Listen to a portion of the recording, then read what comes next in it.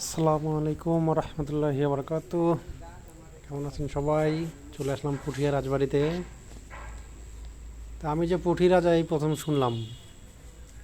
আমিও নাকি পুঠি, এই প্রথম শুনলাম, জানলাম। যদিও ভিডিও করার এক সপ্তাহ পরে জানলাম যে আমি নাকি পুঠি।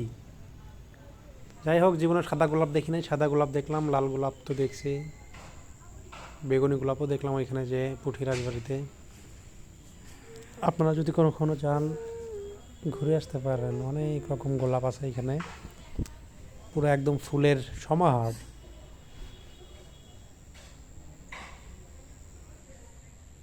ওই যে আমার পুটি বসে আছে,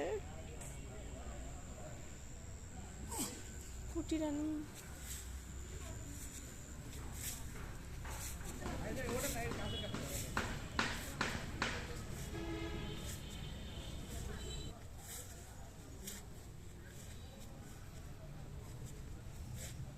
ফুলগুলো দেখছো কি সুন্দর।